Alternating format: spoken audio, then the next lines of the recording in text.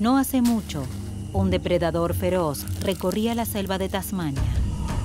El tilacino, que parecía una cruza entre un lobo y un gran felino. Tenía rayas en el lomo, lo que le dio el apodo de tigre de Tasmania. Se extinguió debido a la caza en Australia hace 3000 años. Algunos sobrevivieron en la isla de Tasmania, hasta que el último murió en el zoológico de Hobart en 1936. El doctor Andrew Pask, de la Universidad de Melbourne, quiere traerlos otra vez a la vida. Estos son animales fantásticos y únicos en su apariencia y en su conducta, diferentes a todo lo que tenemos en la Tierra ahora.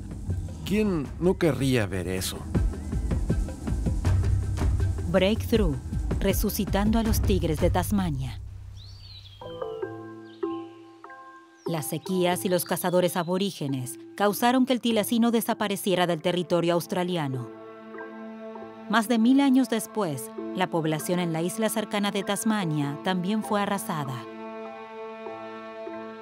Se creía erróneamente que los tilacinos se estaban comiendo a las ovejas. Y el gobierno de Tasmania de la época ofrecía una recompensa a la gente que viniera a cazar especímenes.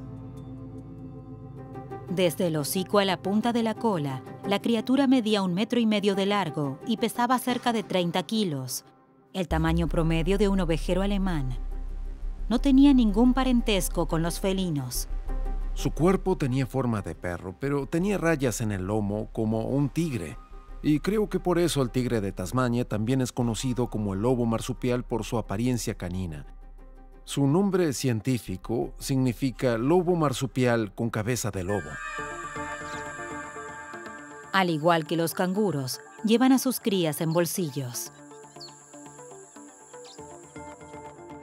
El mundo aún está obsesionado con este depredador enigmático. Algunos están convencidos de que aún hay tilacinos vivos y los avistamientos son comunes. La gente siempre dice que vio a este animal en Tasmania, incluso en la isla de Australia. Hay muchos perros aquí y son muy similares, así que, aunque me encantaría creer que aún hay tilacinos en la selva de Tasmania, es mucho más probable que lo que la gente ve sean perros. Los científicos también recolectan excremento. Hubo muchas investigaciones con muestras de excremento, así como trampas con cabello y otras cosas para tratar de obtener pruebas de la existencia de tilacinos en toda la isla de Tasmania. Y nunca hubo ninguna prueba física. Andrew Pask es experto en genética del desarrollo en Australia. La genética del desarrollo investiga cómo los genes de un genoma dan como resultado un animal en particular, un cuerpo particular, una forma particular y una fisiología particular. Su equipo hizo un gran descubrimiento al secuenciar todo el genoma del tilacino. Pero ¿cómo consiguieron su ADN? Como la gente los cazaba a gran escala, los museos trataban de coleccionar especímenes porque sabían que desaparecerían. Y en algunas circunstancias se cazaban especímenes femeninos que aún llevaban crías en sus bolsillos, y esos bebés llegaron a las colecciones de los museos, y eso es lo que nos permitió empezar a investigar la biología de los tilacinos. Se suponía que había 13 crías de tilacino preservadas en el mundo. Pero Andrew descubrió que 2 de esos 13 eran en realidad demonios de Tasmania, y 10 de los tilacinos restantes estaban preservados en formalina, que destruye el ADN. Necesitamos tejido de buena calidad para secuenciar un genoma y la formalina causa muchos daños en el ADN. Pero el 11º espécimen se había almacenado en alcohol y estaba a corta distancia del laboratorio de Andrew. Se trataba de una cría de 4 semanas extraída del bolsillo de su madre casada en 1909. El alcohol es muy bueno para preservar el ADN. Entonces pudimos extraer la cadena de ADN de las células y ver de inmediato que había mucho ADN allí. Eso era lo que necesitábamos para embarcarnos en este proyecto de secuenciación porque se necesita mucha cantidad de ADN. Pero antes de seguir adelante con las muestras de ADN, debían saber cómo se desarrollaban los tilacinos después de nacer. El equipo les hizo tomografías computadas a las 11 crías conservadas para crear modelos digitales en 3D. Querían determinar en qué momento del desarrollo de la criatura pasaba de ser un marsupial típico a un animal más similar al lobo. Y estábamos usando una técnica llamada microtomografía. Es muy similar a lo que te hacen en el hospital si tienes una fractura. Puedes poner tu brazo en una máquina que vea dentro de los huesos y ve las diferentes densidades de los tejidos para dar una imagen en muy alta resolución de cómo se ve ese espécimen por dentro. Así que pudimos hacer eso con todas las crías conservadas de tilacinos que hay en la actualidad. Esos datos se usaron para construir imágenes tridimensionales. Cuando reconstruyeron el crecimiento de los tilacinos hasta 12 semanas después del nacimiento, descubrieron que las crías nacieron con los típicos rasgos de marsupial. Cuando nacen, todos los marsupiales parecen un pequeño caramelo rosado. Tienen brazos extremadamente fuertes, los antebrazos muy musculosos. Lo necesitan porque deben poder arrastrarse desde la posición en la que nacen hasta poder meterse en el bolsillo de la madre. Otra cosa que deben tener son cabeza y boca muy bien desarrolladas porque deben prenderse a la teta y empezar a beber la leche de inmediato. Cuando el tilacino tenía 12 semanas, dejaba el bolsillo para ser parcialmente independiente. Ella se parecía más a un perro o a un lobo, con patas traseras más largas que las delanteras. Eran exactamente iguales, de hecho. Pero lo que los diferenciaba de los otros grupos de mamíferos es que eran marsupiales, así que tenían bolsillos y sus crías se desarrollaban dentro. El equipo quería identificar el momento exacto en que el tigre de Tasmania en desarrollo empezaba a parecerse a un perro.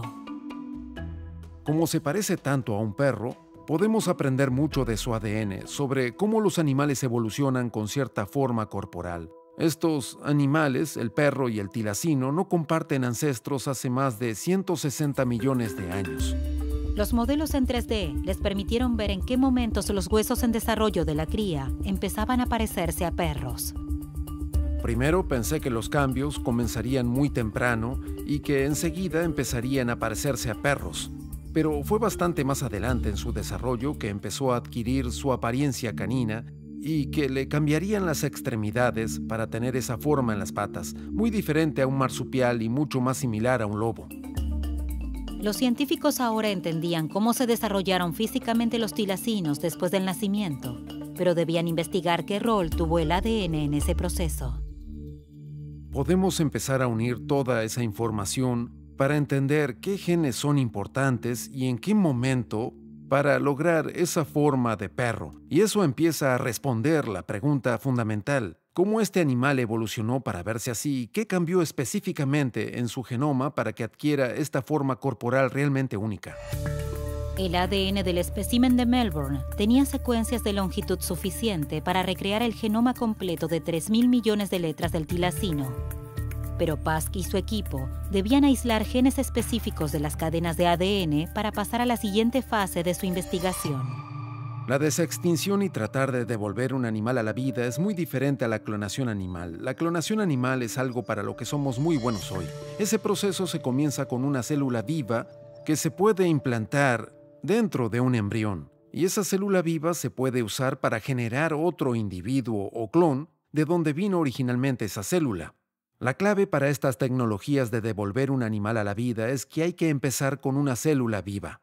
Aunque tenemos todo el mapa genético del tilacino, son solo letras en una pantalla. Esto no es una célula viva, así que debemos empezar desde una célula viva. Los genes deseados del ADN se cortan usando enzimas. Luego se obtiene una célula viva de una especie emparentada, un ancestro común más reciente. Y luego se secuencia el ADN de ese ancestro común que se puede combinar con el del animal extinguido. Y lo que se hace luego es tomar todas las diferencias del mapa del animal extinto y añadirlas a la célula viva que tienes de tu animal vivo. Luego de hacer eso, ya tienes una célula viva que tiene ADN o un mapa que se ve como el animal extinto y puedes transferir esa célula a un embrión para generar otro individuo vivo. La cantidad de ediciones que hay que hacer para lograr esto es de millones. Cada una de estas ediciones debe hacerse de forma muy precisa y hay que verificar 4 veces de haber hecho el cambio correcto antes de pasar al siguiente paso. Hay una tecnología llamada CRISPR-Cas9. Es una herramienta para edición de ADN y permite hacer este tipo de edición. Después de identificar y editar el gen del tilacino que crea los huesos, lo insertaron en el embrión de un ratón con una etiqueta química para que el gen se ilumine de azul al activarse. Podemos inyectar esa pieza de ADN en un embrión de ratón y ese ADN se incorporará al genoma del ratón, al mapa de ese ratón. Y a partir de eso el gen se encenderá y funcionará en los mismos momentos en que hubiera funcionado durante el desarrollo del tilacino. Estamos tratando de entender las partes del genoma que fueron importantes para darle su forma al tilacino. Así que podemos unir un trozo de ADN de tilacino a lo que llamamos un gen reportero, así que es otro trozo de ADN que produce un color particular, en este caso era un tinte azul. Y eso nos ayuda a reconstruir esa imagen de lo que podría ser el gen y qué procesos del desarrollo podría afectar. Aparecieron patrones azules en el esqueleto en desarrollo del embrión de ratón. Esto les permitió determinar cuándo los tilacinos se separaron de los mamíferos normales para ser marsupiales. El siguiente paso en el viaje de Andrew Pask en el Parque Jurásico de Australia será crear un genoma vivo de tilacino a partir del genoma de un pariente cercano vivo. Podemos empezar a pensar en especies subrogantes que podemos usar para editar un genoma y que se parezcan a un tilacino. Pero el gran problema con el tilacino sería transferir ese embrión a otra madre subrogante marsupial que tendría que dar a luz a un tilacino joven. Pask cree que el Numbat australiano podría ofrecer el mejor mapa de ADN para empezar. Es uno de los parientes vivos más cercanos al tilacino. Compartieron un ancestro común hace 30 millones de años. Esta criatura comía termitas y también tenía rayas, pero los adultos son apenas más grandes que una ardilla, mientras que los tilacinos adultos eran mucho más grandes. Los Numbats son el pariente vivo más cercano del tilacino, pero son insectívoros, así que obviamente tendrán un sistema digestivo muy diferente y habrá muchas diferencias en sus genomas. Eso hace que su trabajo sea mucho más difícil porque tendrías que hacer muchas más ediciones en el mapa genético para que el genoma del tilacino vuelva a la vida. Pero el 95% de las secuencias de ADN que hacen que una especie sea única son compartidas entre el tilacino y el Numbat. Ese 5% es toda la diferencia que hay entre el ADN del Numbat y el ADN del tilacino. Sabemos que no todos esos cambios son importantes para crear un tilacino. ¿Por qué tomarse tanto trabajo para traer a la vida a un animal que ya está extinto?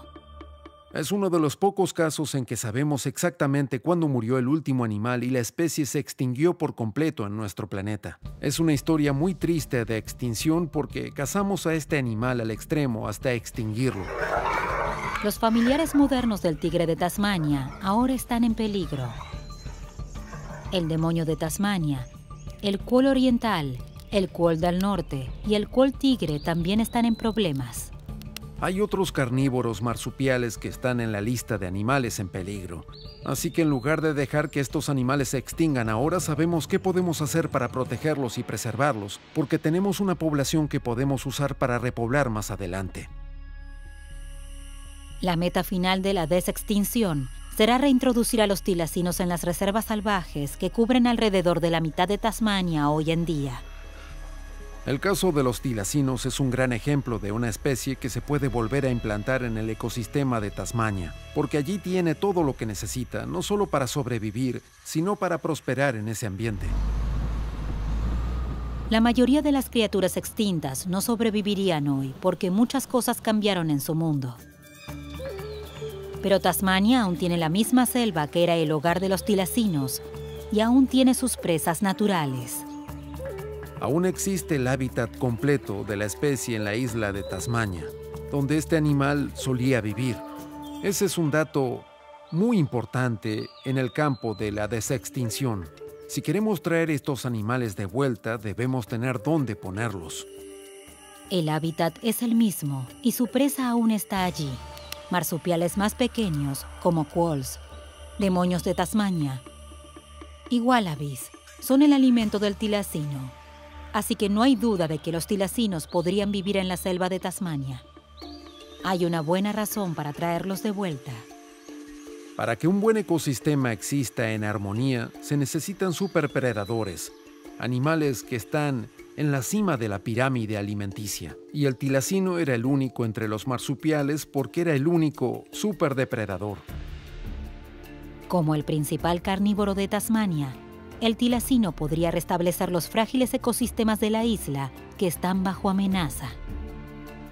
Hay una gran diversidad biológica en los mamíferos marsupiales, pero ninguno está en la cima de la pirámide alimenticia como estos superpredadores. El tilacino era el único de ese tipo.